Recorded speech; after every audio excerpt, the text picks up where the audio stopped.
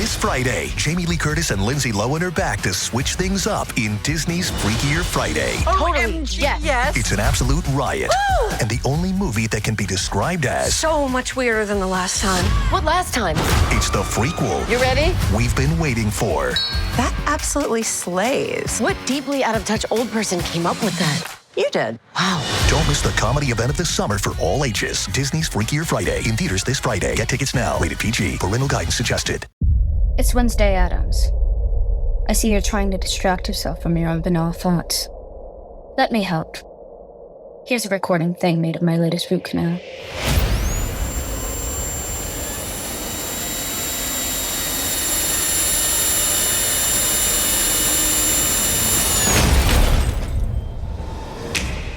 Wednesday, Season 2, begins August 6th, only on Netflix. It's back to school season, and Clorox is donating 2 million disinfecting wipes to classrooms across America. Because back to school means things can get a little bit messy. Just ask kindergarten teacher Miss Gibson.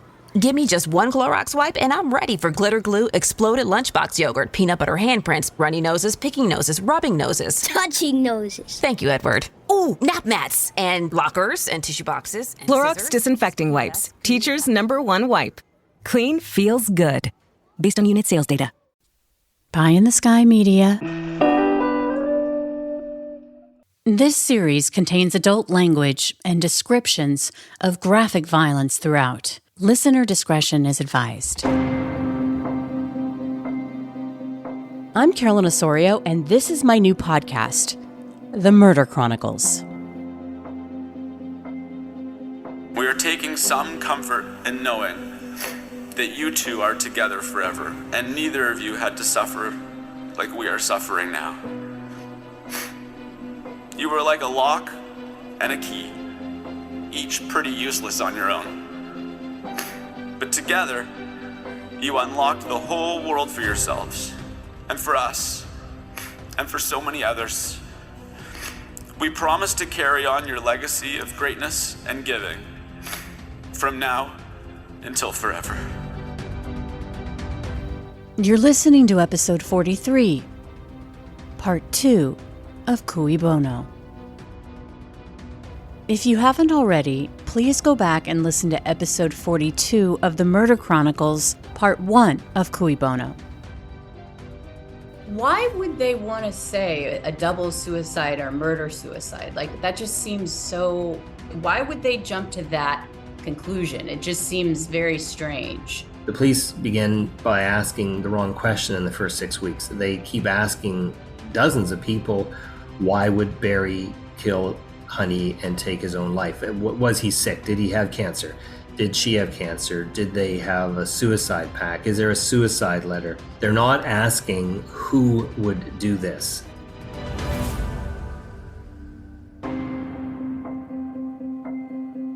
If you'll recall from episode 1, Cui Bono is a Latin phrase for who benefits in a crime. And when it comes to the brutal murders of Honey and Barry Sherman in December of 2017 at their mansion on Old Colony Road, Cui Bono appears to be the last thing that investigators were looking for. Here's Kevin Donovan, chief investigative reporter for the Toronto Star. Yeah, so Barry and Honey Sherman are very well-known philanthropists and billionaires, among the richest people in Canada. Barry founded a firm called Apotex, which is a generic drug firm and is a real pioneer in that field. It's the 8th biggest in the world, but it's certainly the biggest in Canada as far as generic drug companies. And they're found dead in their home in late December of 2017. At Honey and Barry's funeral, more than 7,000 people came to pay their respects, including Canada's Prime Minister Justin Trudeau. Honey and Barry Sherman had 4 adult children. Here's Jonathan Sherman, Honey and Barry's son, giving a eulogy at his parents' funeral.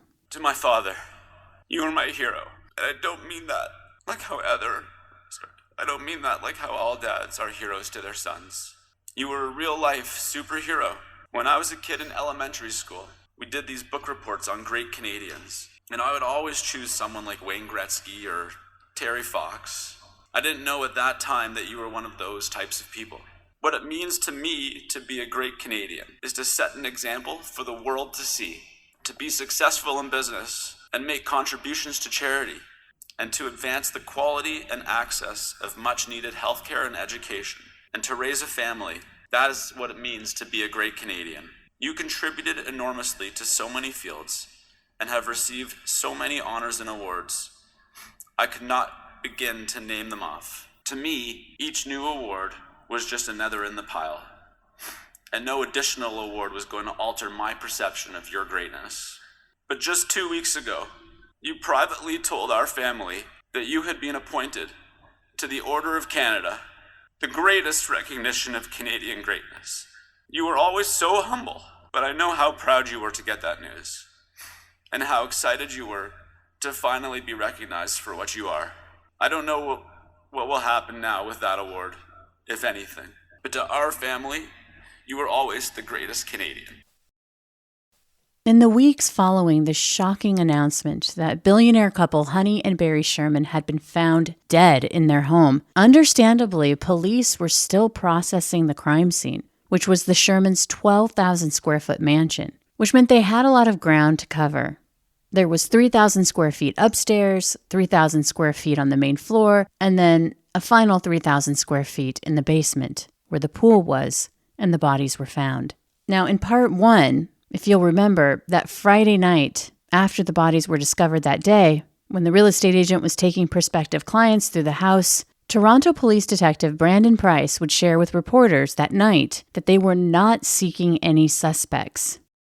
Now, previously in the Shermans' neighborhood, there'd been a series of burglaries, which had been a real concern to the residents. So it's unclear if the police used that specific language, that they weren't looking for any suspects, and that there hadn't been any signs of a break-in at the Shermans' place, as a way for law enforcement to reassure the community that there wasn't anything to fear, that in this case, the deaths didn't appear to be the result of a robbery gone wrong. However, telling the media that they weren't looking for suspects and that there appeared to be no forced entry inside the home, the takeaway that night was that it was likely a double suicide or a murder-suicide.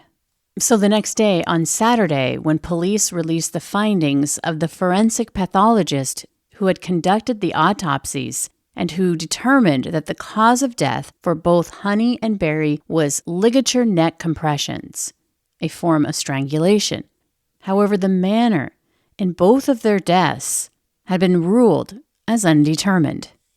Instantly, media outlets began reporting that the Toronto Police Department, based on sources inside, were saying that investigators' working theory was that Barry had murdered Honey and then had taken his own life by strangling himself.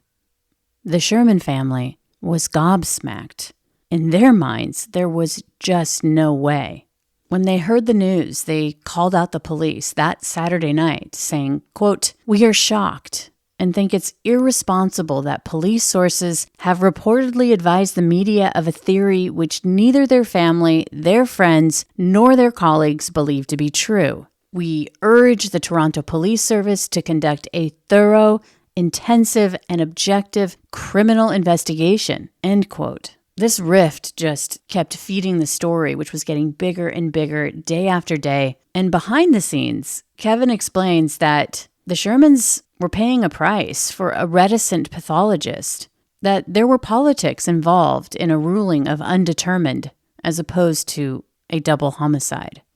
There's a move afoot, certainly in Canada, unfortunately, where pathologists don't want to make a determination unless something is absolutely clear.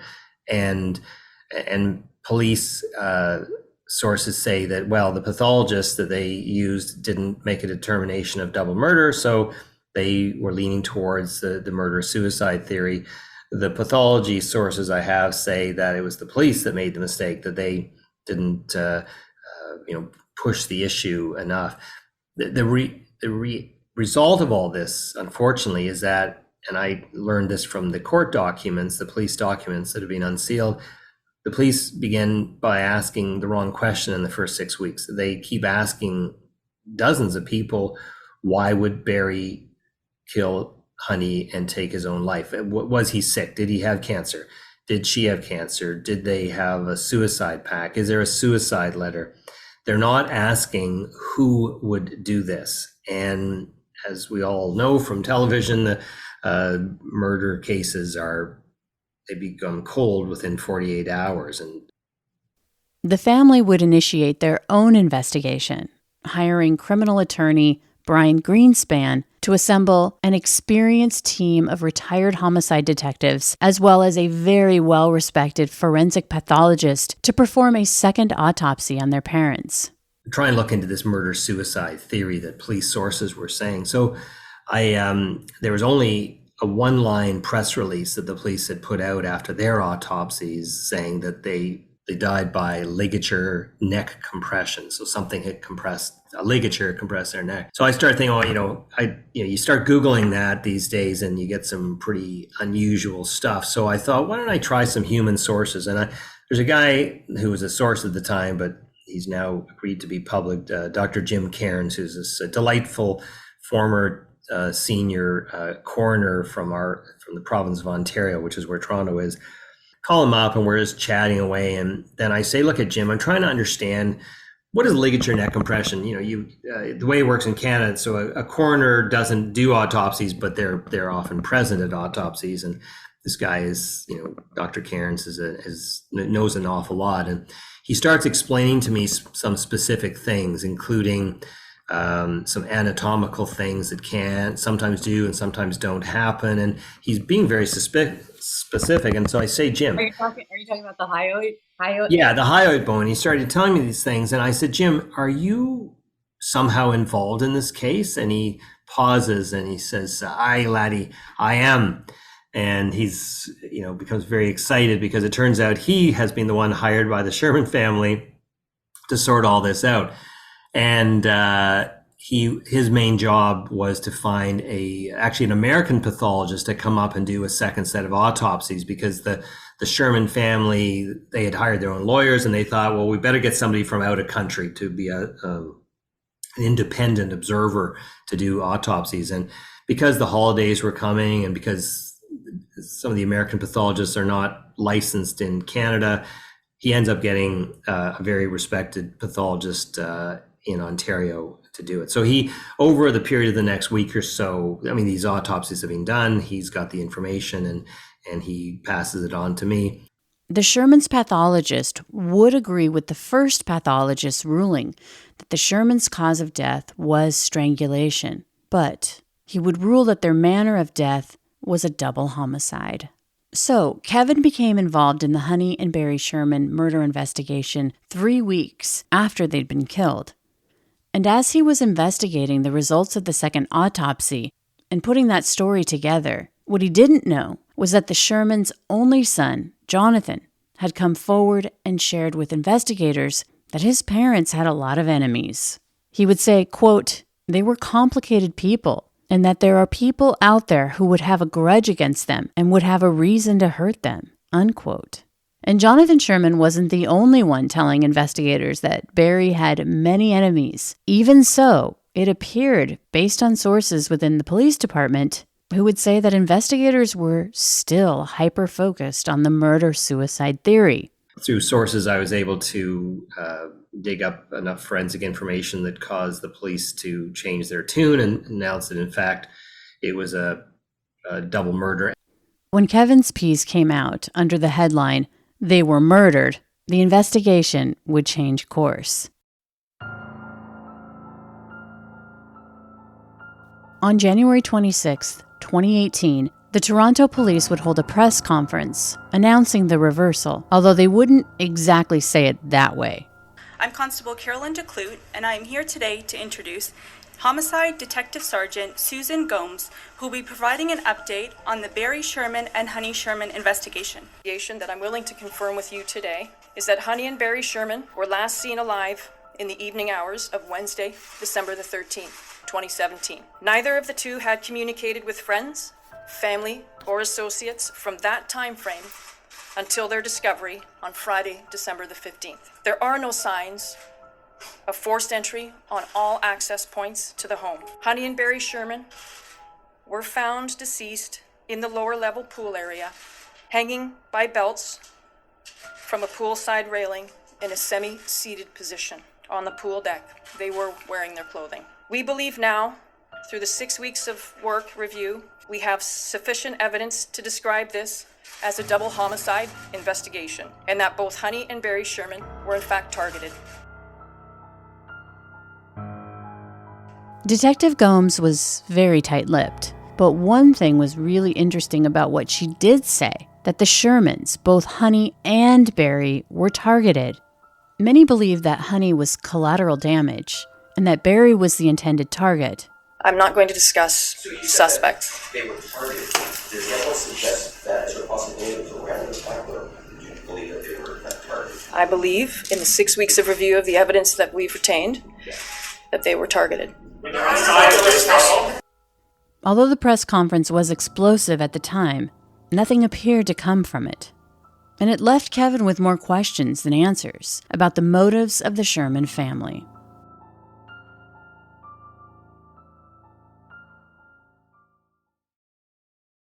Subtle results, still you, but with fewer lines. Botox Cosmetic, onabotulinum toxin A, is a prescription medicine used to temporarily make moderate to severe frown lines, crow's feet, and forehead lines look better in adults. Effects of Botox Cosmetic may spread hours to weeks after injection, causing serious symptoms. Alert your doctor right away as difficulty swallowing, speaking, breathing, eye problems, or muscle weakness may be a sign of a life-threatening condition. Patients with these conditions before injection are at highest risk. Don't receive Botox Cosmetic if you have a skin infection. Side effects may include allergic reactions, injection site pain, headache, eyebrow and eyelid drooping, and eyelid swelling. Allergic reactions can include rash, welts, asthma symptoms, and dizziness. Tell your doctor about medical history, muscle or nerve conditions including ALS or Lou Gehrig's disease, myasthenia gravis, or Lambert-Eaton syndrome, and medications, including botulinum toxins, as these may increase the risk of serious side effects. For full safety information, visit BotoxCosmetic.com or call 877-351-0300. See for yourself at BotoxCosmetic.com.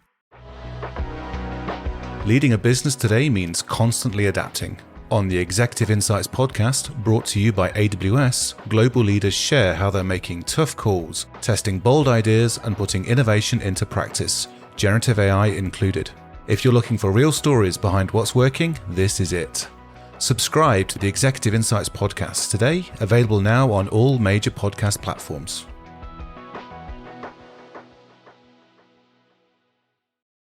What's interesting to me, though, and I write a story about it, and that causes the police to have a press conference and change their mind and say it's a double murder. But the Sherman family, they had this information long before I came along, and they didn't give it to the police.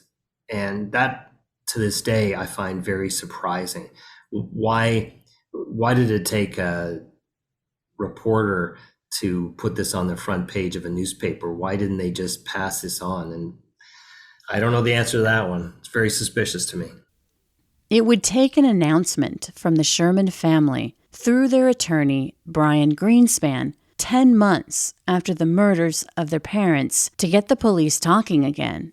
On Saturday, December 16th, 2017, the day after the shocking discovery of the murders of Barry and Honey Sherman, I was retained to advise the Sherman family as to the manner in which they might contribute to the investigation of their parents' double homicide. The family had been understandably outraged by the unfounded police statement on Friday evening, which they believed from the outset had jeopardized and indeed compromised the integrity of the investigation. Criminal attorney Brian Greenspan, who'd been hired by the Sherman family, would announce a reward.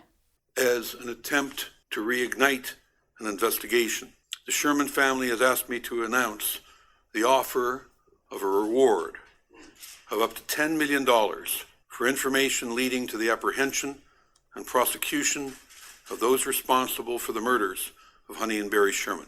What's interesting about the reward was that there was a tip line attached to it. But the tips weren't going to the Toronto police. They were going to the private investigative team hired by the Shermans, who would then pass the information along to the police.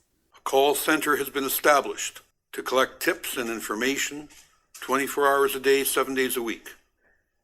It will be live monitored from 8 a.m. to 8 p.m. daily and monitored by voice message overnight. The leads will be analyzed and vetted, and any meaningful information will be conveyed immediately to the Toronto Police Service. The dream team hired by the Shermans were highly critical of the Toronto police. The police failed to properly examine and assess the crime scene where Barry and Honey Sherman were located in the basement by the pool. They failed to recognize the suspicious and staged manner in which their bodies were situated, sitting next to each other with ligatures pulled up around their necks and wrapped around a railing, forcing them into an upright position. Barry Sherman's legs were outstretched, with one crossed over the other in a passive manner, wearing his undisturbed eyeglasses and his jacket pulled slightly behind his back, which would have prevented use of his arms. The observations at the scene, quite apart from the fact that no inquiries had yet been made with respect to security practices at the residence, could not and should not have led to the premature and wrong-minded conclusion announced that first night. This was not the standard by which the Toronto Police Service is expected to fulfill its public responsibility. David Chasen, the retired chief forensic pathologist of Ontario, conducted the second autopsy on Wednesday, December 20th, 2017. The three homicide investigators present at this press conference today attended at the autopsy and were provided access to photographs of the crime scene. At the conclusion of Dr. Chasen's post-mortem examinations of Barry and Honey Sherman, it became clear that they were both murdered, and the Toronto Police Service should not have drawn any conclusion which suggested self-inflicted injuries. Greenspan would also point out some glaring failures by police, that one of the locks on the doors appeared to have been tampered with. In their failure to conduct a thorough examination of the points of entry into the home. If this best practice had been followed, they would have located a point of entry to the home, which would have seriously undermined their misleading and irresponsible conclusion that there had been no forced entry. This oversight in failing to have comprehensively examined the locks fell well below the standard of what would be expected during a homicide investigation. And that investigators had overlooked finger and palm prints. One of the first steps in a murder investigation is to collect all fingerprints and potential DNA from the scene, and to compare those fingerprints and bodily fluids with those from everyone known to have been present at the scene at a time proximate to the crime. This collection of prints and fluids is conducted for the simple purpose of elimination. Whose fingerprints do we recognize? Whose might have been left behind by an intruder? We know that today, more than 10 months after the murders, this preliminary and simple task has not yet been completed. Aside from failing to complete this standard protocol of fingerprint elimination, the police also missed at least 25 palm or fingerprint impressions that were discovered by our private team at the scene once the house had been turned over to us after more than 6 weeks of police presence. In response to the Sherman family's reward announcement, the Toronto Police have their own press conference. Here's the Toronto Police Chief, Mark Saunders, speaking to CTV News. I wanted to make sure that the public was not misled. This investigation was done thoroughly right from the start to the finish, as with every other homicide investigation. When you read what Justice Pringle said in her comments, that if you don't have a full understanding of the investigation, it creates opportunity for being misled. And I think that that was the case in that presentation. And talking with the investigators and understanding some of the elements of the investigation, I fully support everything that has been done by the officers and what was done. Roughly a year after the murders of their parents, in 2019, the Sherman children sent a letter to the North York Community Council asking for the required permits to tear down their parents' home on Old Colony Road. It had been vacant since the murders. The letter said, quote, "Along with bad memories and a stigma attached due to the incident that took place, no one will purchase the home as it presently stands. Apparently, when the house was torn down, there was still furniture and clothing, photos, all of which were hauled away in the wreckage. The swimming pool was filled in." The investigation would continue, but without any developments from either the Toronto police or the private investigation team hired by the Sherman family. And even though police weren't publicly speaking about the investigation, through Kevin's reporting, and as it would turn out, legal work, would ultimately get access to some sealed records. In Canada, and like in the United States, when there's a murder investigation, there are search warrants filed. And the search warrants, the way they're done in Canada is they if you were to ever get the actual document behind the search warrant, it's a 300-page document that details all the witness interviews, the police theories, forensic information. And so quite soon in my investigation, I started going to court. I'm not a lawyer by training, but some patient judges have allowed me to litigate this on behalf of my newspaper. And I've got about 60% of them unsealed. A lot of the information in my reporting and the podcast and the book and the Toronto Star comes from these police documents. And then I've done my own interviews to see what else I can turn up. Wow, that's incredible. I mean, that usually, here when they say no, and then it's like a no. The fact that you've been able to, is that because you've had the paper behind you, obviously? Like that's well, sure, that helps, but I'm doing preparing all the legal briefs myself, and I've become a bit of a student of the law. I mean, I've seen this stuff take place as a reporter for for 40 years, and any lawyers in the audience, I don't want them to be upset, but it's not entirely rocket science if you get to learn the language and the cases. And so every 6 months I go to a court and appear before a judge, and there's counsel on the other side opposing me, and it's been quite successful. Though how I frame it is we're trying to scrutinize the police investigation. The police made some terrible mistakes.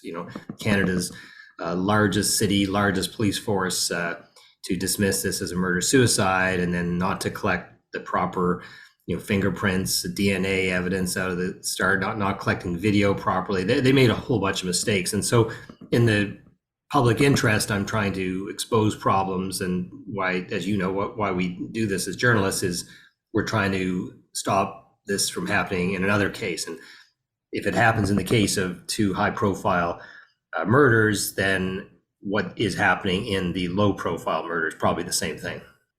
Throughout Kevin's investigation, secretly, he told me that he was rooting for the police, hoping they had issued that statement about the murder-suicide in the very beginning of the investigation because they were in the midst of an elaborate undercover operation involving wiretaps, and that the headlines were a misdirection aimed at manipulating the real killer or killers into believing that they were in the clear. But this wasn't Hollywood, and Kevin would say that the reality was far less prosaic.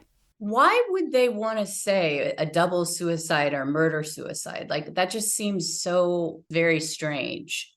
Throughout my 5.5 years I've been on this case, I've been kind of hoping that I was going to find some explanation. For example, that the police have already had a person in their sights and they put out this story to try and do some sort of, have wires up on a suspect, trying to say that they're not really investigating a murder.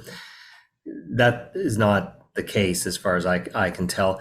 The reality is that the Shermans were complicated individuals and that this investigation wouldn't be easy. What do you think of the conspiracy theories of Barry being a hit on him because of his business dealings? Just again, from the outside looking in, he seems really hard to kind of like, what is his purpose in life? Like, is he just this greedy Scrooge? What to help me understand that? Yeah, no, I would not describe Barry as a greedy Scrooge at all. Barry was fond of saying he liked to do two things. He liked to make money and he liked to give it away. And he and his wife gave away hundreds and hundreds of millions of dollars to Jewish and non-Jewish causes. He was very generous to people, many people that we'll never hear of that were beneficiaries of little and big acts of kindness. He's not a Scrooge at all. But it was Barry's way or the highway. He invested in a lot of businesses that were some great, some really dodgy. And there's lots of money offshore. That's one of the things. He moved a lot of money around. There are a lot of conspiracy theories that a rival drug company rubbed him out. And there's one company in particular that does business in Canada, and people were suspecting that maybe they were involved. First of all, Barry wasn't big enough in the international scheme of things, to cause this company enough problems. And these companies tend to sue. They don't rub out the CEO. It's been alleged that Barry Sherman had socked away $2 billion in the Bahamas, a tax haven to hide his money. Here's Jeffrey Robinson. Remember, you heard from him in part 1. He's the author of Prescription Games, Money, Ego, Power Inside the Pharmaceutical Industry. But according to Jeffrey Robinson, when he was doing his research for Prescription Games, and he spoke to Barry Sherman, who during the interview predicted his own murder. He was a tough guy in a tough business, and he was going to make his money. And he obviously made a lot. He was worth a couple of $1 billion. And he said to me, I said, you've made a lot of enemies. And that's when he said, I'm surprised no one's knocked me off yet. So I got to stop you here for a second, because as a journalist, when you hear somebody say that, I mean, you had to be like, man, I'm good. No, I understood why. I mean, I'd seen the guy. I understood why. He had a lot of enemies. And he was in this rough and ready bottom feeder business where he was taking other people's patents legally and making a lot of money off of their work. Jeffrey thinks there could be something to a professional hit within the pharmaceutical industry based on his own research for the book, where he learned of an alleged plot by a pharmaceutical giant to plant illegal material on Barry. So the pharmaceutical company sent these two guys to Toronto, and they surveilled Barry for quite a while, a week, 10 days. They'd show up and have lunch there and just watch the factory to see who comes and goes. And their mission was to somehow undermine him. So speaking with the people back at the pharmaceutical company, question came up is, can we plant drugs in his car? Put a kilo of cocaine in his trunk and get him pulled over. That would do it. Then they said, well, how about if we doctor up some incriminating photos of him with young boys? That would do it too. In the end, it never came off.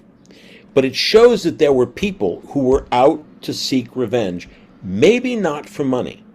As far as Jeffrey is concerned, even though he has no knowledge of the case, his strong belief in Cui Bono as a guiding principle believes that a case can be made that the Shermans were murdered by a hitman. And I really believe it was a professional hit. These people who are given instructions, make them suffer, just take care of it. So they capture them, they tie them up, they do what they have to do, and they're out of the country. They're gone. There's no trace of them for anybody. There's no forensics. There's nothing. But remember, if that was the case, why would they murder Honey too? It was well known that Barry was a creature of habit, that he always left work at around 10 p.m. If they wanted to kill Barry, they could do it without murdering Honey too. And the thing is that the way the Shermans were killed was very personal, being strangled, a very up-close and personal way of taking a person's life. It's not quick. It takes minutes. Watching the life go out of someone's eyes is as personal as you get. It's not the style of a professional hit. And there's the posing. Many believe that the Shermans were murdered by people who knew them, who didn't hire a hitman. And then there's the cousins, his cousins that allege that he stole their father's company. Their father was the original generic pioneer, and that's Barry's uncle. And Barry did buy the late uncle. The uncle died. Barry bought his company when Barry was very young, and then sold it, and then built the company that made him a multi-billionaire. Those cousins, one of them has fantasized publicly that he, wished he had killed Barry. Police have looked into him, and to my understanding, they've found nothing. Your burger is served, and this is our finest Pepsi Zero Sugar. Its sweet profile perfectly balances the savory notes of your burger. That is one perfect combination. Burgers deserve Pepsi. This message is sponsored by Greenlight. With school out, summer is the perfect time to teach our kids real-world money skills they'll use forever. Greenlight is a debit card and the #1 family finance and safety app used by millions of families, helping kids learn how to save, invest, and spend wisely. Parents can send their kids money and track their spending and saving. while kids build money confidence and skills in fun ways. Start your risk-free Greenlight trial today at greenlight.com/Spotify. That's greenlight.com/Spotify. In a TV interview, Carrie Winter, one of Barry's cousins, would share publicly that he had a recurring fantasy of cutting off Barry's head and rolling it down the sidewalk at Apotex. But he has always maintained that he had nothing to do with the murders, and he has a solid alibi. But Barry won their lawsuit against him for $1 billion, and the judge in the case awarded Barry $300,000 in legal fees. This judgment happened a week before their murders. Some believe that family closer to home had something to do with the murders. There was a reading of Barry's will. Apparently, Honey didn't have one, or there wasn't one that has been found. So essentially, it was Barry's will, which stated that if Honey should survive him, that his entire estate would go to her. And if she didn't, then it would be split equally between the children. There was nothing in the will for charities or other family members. So have you talked to the Sherman family? Yes. Over the 5.5 years, I've talked to 2 of the 4 children. I've interviewed them. The other 2 have declined. I keep trying, though. I have interviewed aunts and uncles and cousins and people like that. So they're a very media shy family. They always were. Being tough to be thrust into the spotlight, I suppose. I come from the point of view that, particularly when there's somebody who's wrongfully accused, or somebody, or a case in this case is wrongfully interpreted as a murder-suicide, I thought that the family would be delighted to speak. And, they still are reluctant to talk. I think I'm the only person who's ever interviewed any members of the family, despite others trying. I mean, it seems like there's the indications that they want to find, they've been very critical of the police. So, I mean, that's a good indication that they would want the truth to be known. And through your reporting, the truth is getting a little bit more clear, right? I'm surprised too, especially because I think the son has been kind of put in the spotlight as being maybe involved in some way. Yeah. So when I interviewed the son, Jonathan, he has 3 sisters, he told me that his sister, Alexandra, believes that he is involved somehow in the murders. Jonathan, in that interview, he comes out with this, and I reported on it. He says that only he knows that he is not involved, and he says that he would never do anything to harm his parents, and he loved them very much. From what I understand from my sources, the sister has gone to the police with this information years ago, and the police are investigating, I think to this day, all sorts of aspects of this crime. Nobody has been cleared publicly. Nobody has been said to be not involved. A year after Honey and Barry were murdered, Alexandra, one of Honey and Barry's adult children, would go to police and tell them that she believed her brother Jonathan had something to do with their parents' murders. There were emails exchanged between Barry, Jonathan, and Jonathan's business partner, Adam. According to Kevin, a few weeks before the murders, Barry had sent Jonathan and his business partner, Adam, a request for them to pay back between $50 to $60 million, money that Barry had invested in Jonathan and Adam's businesses. Essentially, he was cutting Jonathan off. Apparently, things hadn't gone Barry's way in one of his lawsuits, and he'd been court-ordered to pay a drug company $580 million in a lawsuit that he'd lost. There was another email that Jonathan had sent to his sisters sometime before the murders, trying to rally their support to have their father declared incompetent based on his support of a longtime friend and business associate named Frank D'Angelo. Over the years, Barry had invested millions of dollars in ventures, which included films and a brewery. Barry's kids, especially Jonathan, didn't understand his connection to Frank, who they believed was a shady guy. Talk to the daughter who thinks that it was the brother? I've talked to her about some things. I've not talked to her about that thing. I've talked to her about how she feels about her father, and she does say some in the podcast, some strong things about her brother, just that he's greedy.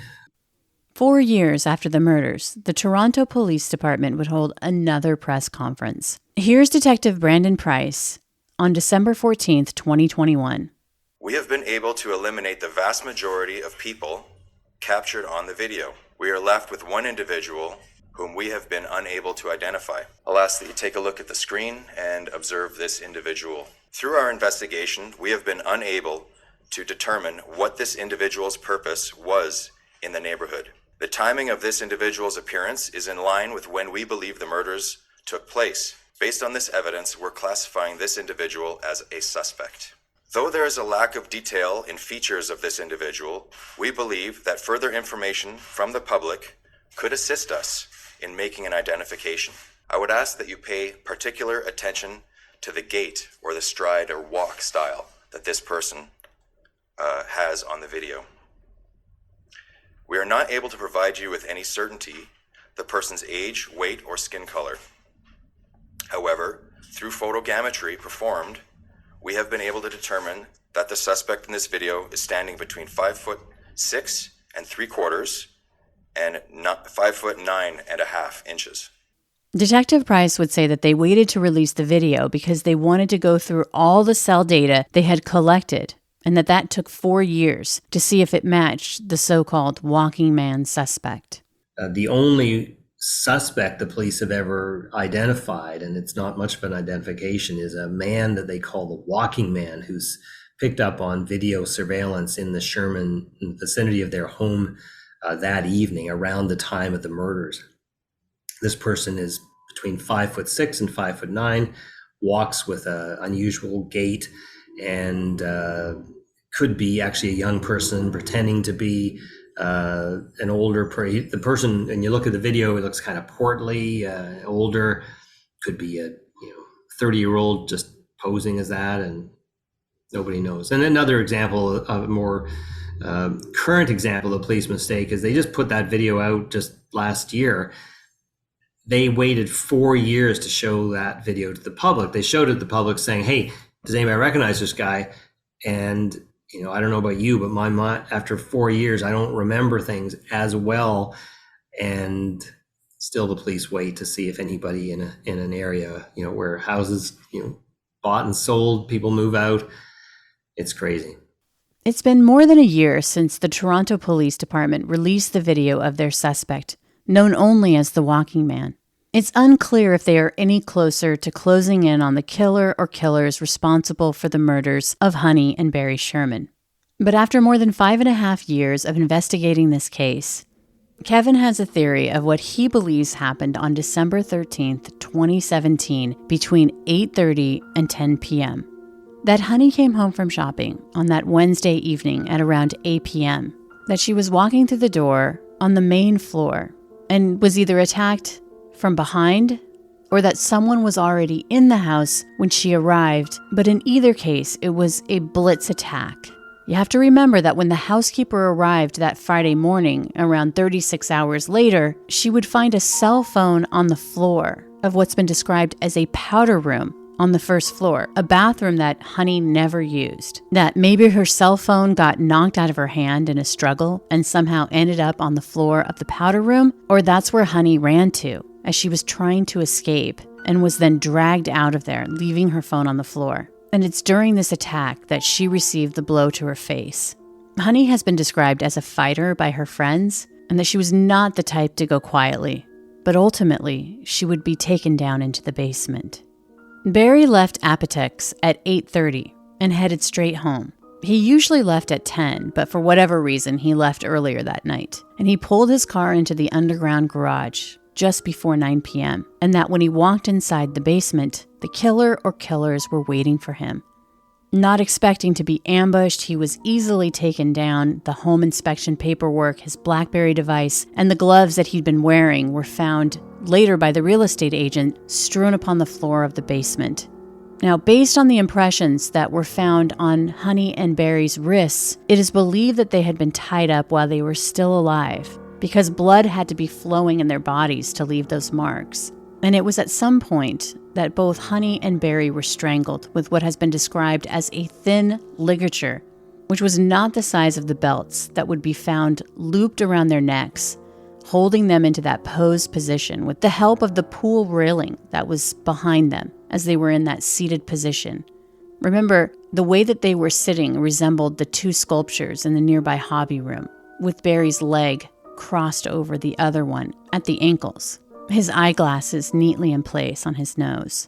It was beneath those belts that thin ligature impression would be found. Neither the ropes or whatever was used to bind their wrists or the thin ligature believed to be the murder weapon were found at the scene. I believe that this is a case that was perpetrated by people who knew Barry and Honey and wanted something from them, and hated them in parts, but maybe also liked them. Certainly the way Barry is posed. He's been murdered, but it's he's very passive. It's the eyeglasses on, I think, is a show of respect for him. Honey is the only one with any visible evidence of being struck. She's struck below her right eye.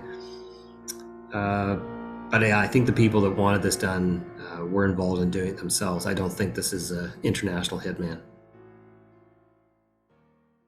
The case has larger implications in Canada's public records request system. Despite the family being very active in trying to find the killer or killers, it's unclear why they tried to block the public from getting the will.